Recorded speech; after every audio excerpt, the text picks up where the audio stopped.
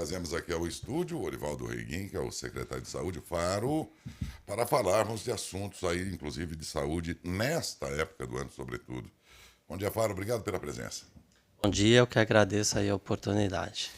Bem, eu há pouco falava aqui que, enquanto a gente vê que a recomendação agora é do uso, por exemplo, de máscaras por pessoas que estejam com gripe, eu noto que boa parte das pessoas acham o contrário. Se a pessoa está com a máscara é porque ela está com medo de pegar gripe, quando na verdade ela está ou deveria estar para não passar a gripe que já tem para os outros, né? Há uma inversão realmente, né? Desde quando a gente começou a usar as máscaras na pandemia, né? A pessoa ela entende do contrário, ela usa a máscara para se proteger, né? Sendo que na verdade a máscara ela deve ser utilizada por aquela pessoa que está, né, com uma gripe, então para não transmitir e passar para os demais. Mas né? nada impede que Mas quem nada, não está sim, com gripe sim. use, viu, gente? Quem quiser Sim, pode não usar. impede, né? Mas eu falo o sentido do uso da máscara de proteger, né? Assim, a não passar, não transmitir outros. para os demais, né? E o que mais vocês têm registrado de doenças em que a máscara poderia proteger, por exemplo? A gripe mesmo nessa época? É mais questão de gripe, né? Esse período, né, que a gente vive de seca, né? Então, é cometido por bastante síndrome gripais, né? Eu falo, então, acaba-se...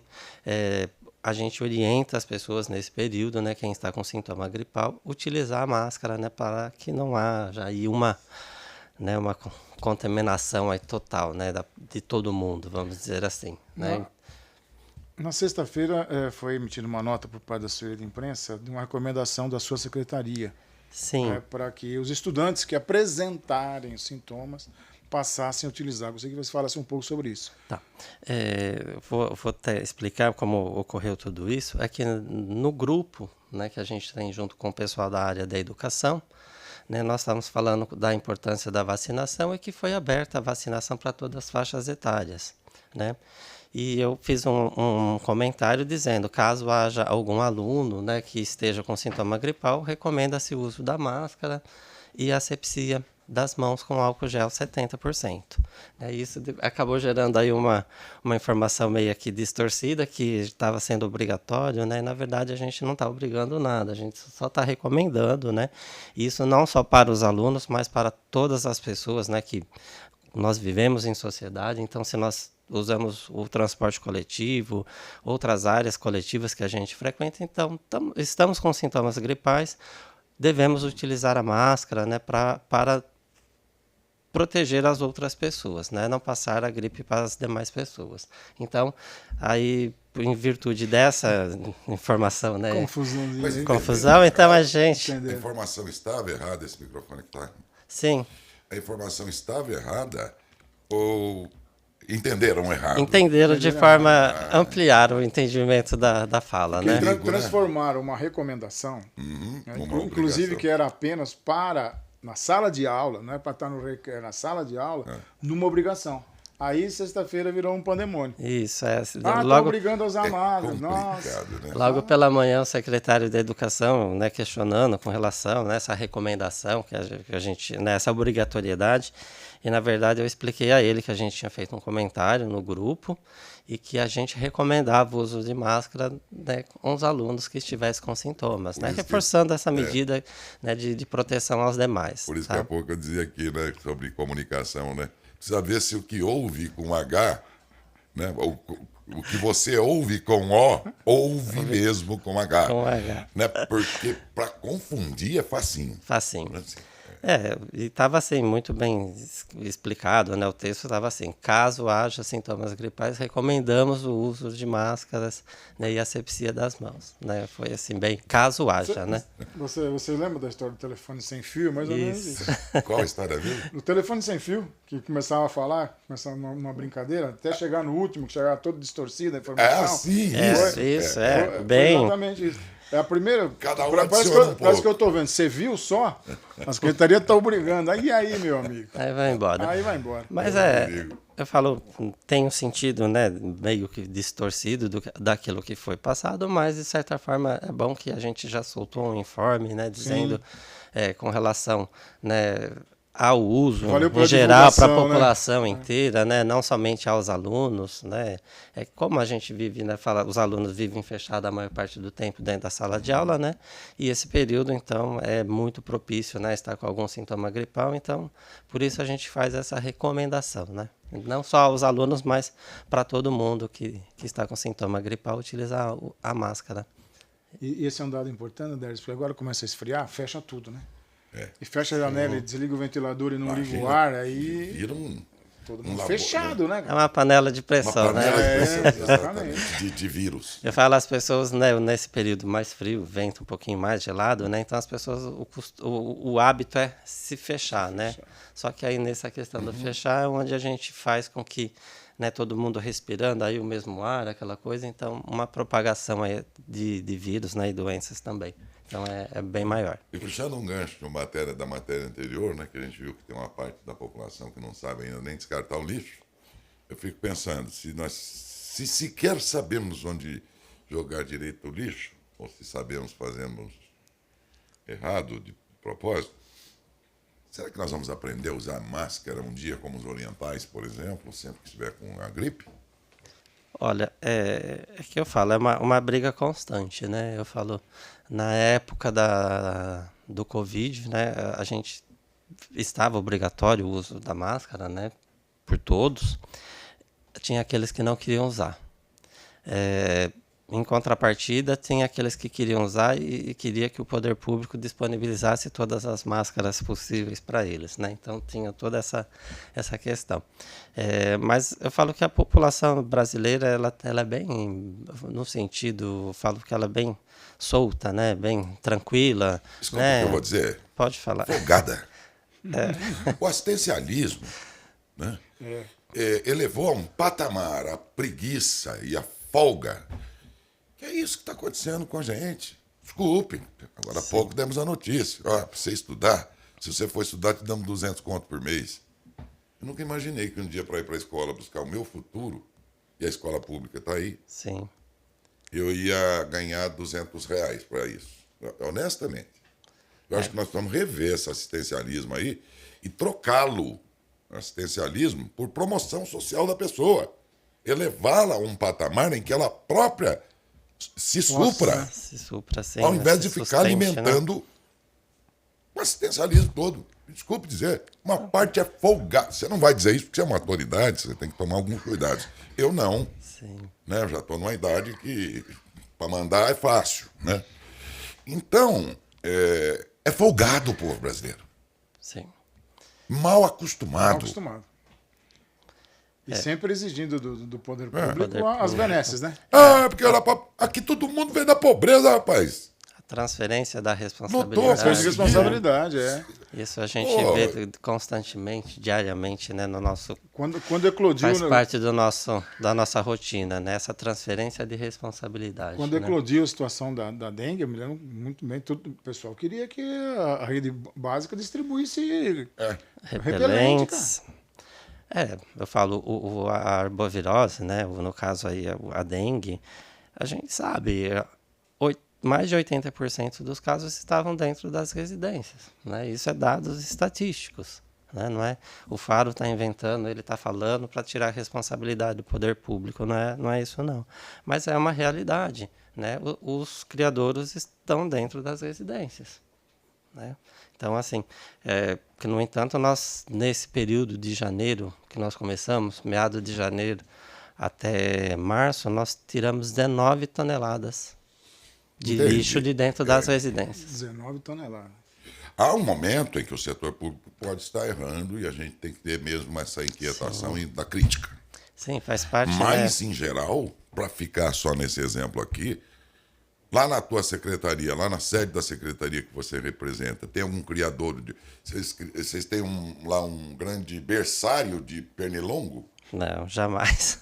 Onde é que esses pernilongos estão? Dentro da casa do cara, no quintal da casa dele. Sim. Nós temos no município aproximadamente 40 40 mil imóveis, né, registrados. Falo poder público, não tem condições de entrar nos 40 mil imóveis assim em 30 dias, né? Nós fizemos o município inteiro nesse período todo. Nós fizemos aí a visita de quase 50 mil imóveis, né, nesse período todo, né, de meados de janeiro até o final de março, né? Então nós, quer dizer, demoramos 2 meses e meio para poder entrar na maior parte das residências, né, que nós fizemos 40 mil imóveis. E isso, né, contando que teve alguns imóveis que a gente retorna depois de 15 dias, né, que são alguns imóveis aí elencados, né, pelo serviço como uns locais aí, né, que a gente sabe que vai reincidir, então a gente volta para verificar, né, para poder quebrar esse ciclo, né, no caso da dengue. Tem uma pergunta muito interessante aqui da Ana Cláudia, ela fala sobre vacinação. Ela até cita o nosso programa, que ela diz que é ouvinte sempre, muito obrigado. Obrigado. E ela fala daquela entrevista da Lucely, lá atrás, que a busca pela vacina contra a gripe era pequena, né, que não conseguia atingir as metas. E quando abriu, houve um grande fluxo de pessoas buscando as unidades básicas pela vacinação. Ela fala, eu até encontrei fila, mas com muito prazer encontrei essa fila. Foi isso mesmo? Sim, quando, né, algumas pessoas elas aderem, né, à questão da vacinação. Você falou que tem vacina, a pessoa busca a vacina, né? Nós temos, nesse caso, tinha aí os grupos prioritários, né, que são os idosos, as gestantes, profissionais de saúde, da educação, poder da polícia, né? Então, assim, há uma procura. Mas hoje nós temos aí o nosso grupo prioritário cerca de 33 mil pessoas, né? E hoje, até ontem, nós vacinamos 11.147 pessoas. Então, quer dizer, nós estamos com 33% ainda de vacinação, né? Então, falta ainda bastante, né? Por isso que a gente sempre diz, toda entrevista, a qualquer momento, né, a gente fala de reforçar a importância das pessoas buscarem as unidades de saúde para se vacinarem.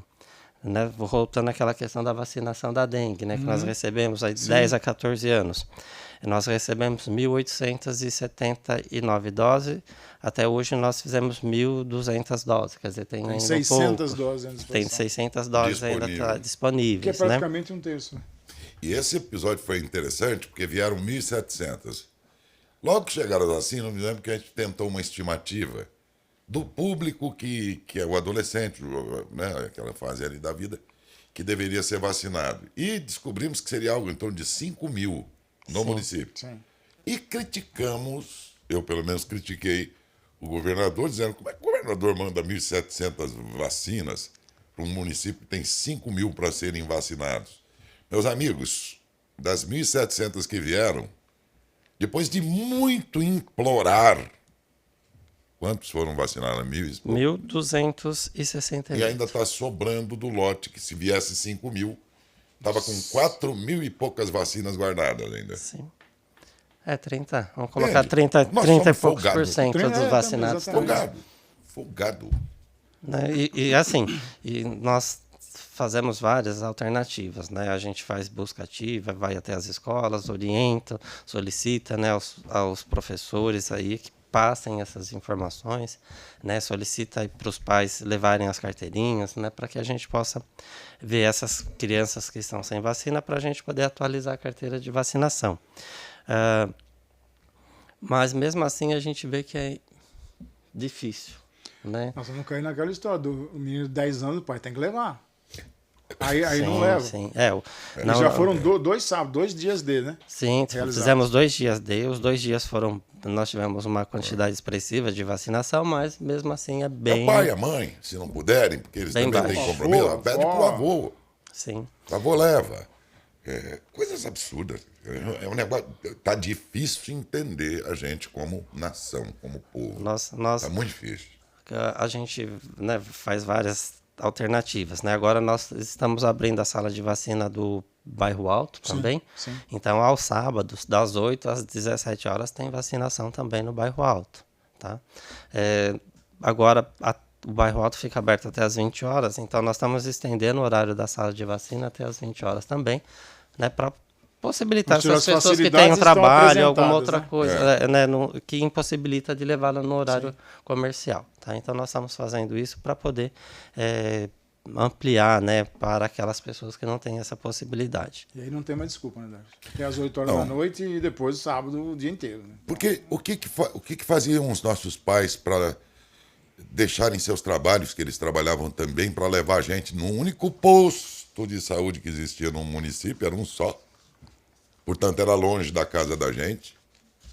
Eu morava no sítio, por exemplo. O que motivava a levar era o grau de... Não havia tanta disponibilidade. E o que tinha, você abraça. Quando você tem poucas possibilidades, você abraça aquilo ali. E a gente ia lá e vacinava, dava remédio para vermes, que era muito comum naquela época, porque a água não era tratada, coisas assim, né? Eu acho que é a falta o grau de facilidade da vida que está tornando a gente mal acostumado. Dengoso, né? Chorão, reclamão. Desculpe-se com isso, alguém pode... mas cara aí fica falando isso. Mas você acha que não é isso, então defenda aí os seus argumentos. Eu estou notando que nós estamos muito mal acostumados. É muita oferta e parece que isso tira o valor das coisas, né? Quando você tem muito facilmente as coisas, parece que não tem valor, né? Aquilo que... O que a gente... Né, a gente que está na área pública, a gente vê assim, aquilo que é público, a impressão é que não tem valor nenhum, né, que ele é um serviço de má qualidade, né, que é feito de qualquer jeito, né, feito nas coxas. Então, assim, só que não, existe, né, bons serviços, né, a gente não agrada a todos, a gente não consegue atender a necessidade de todo mundo e, às vezes, naquele momento oportuno, né, mas eu falo, os serviços públicos, né, são sim bons, são de boa qualidade. Aquilo que a gente oferta no SUS, né, as vacinas, são as mesmas vacinas que a gente encontra em clínicas particulares, né, e você vê uma grande quantidade de pessoas que saem daqui de Matão, vai para uma outra cidade para poder fazer vacina nos seus filhos, sendo que é a mesma qualidade, a mesma vacina que é disponibilizada na rede do SUS, né? Então, a gente tem, por parte da população, né, de graça. Então, eu não vou agora, vou depois. Aposto que se custasse R$5, o sujeito ia dar mais valor. Sim. Sério.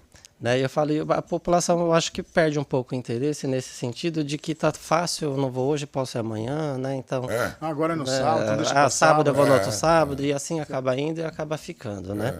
E lembrando, né, gente, que vacina é uma coisa de extrema importância para a saúde, né?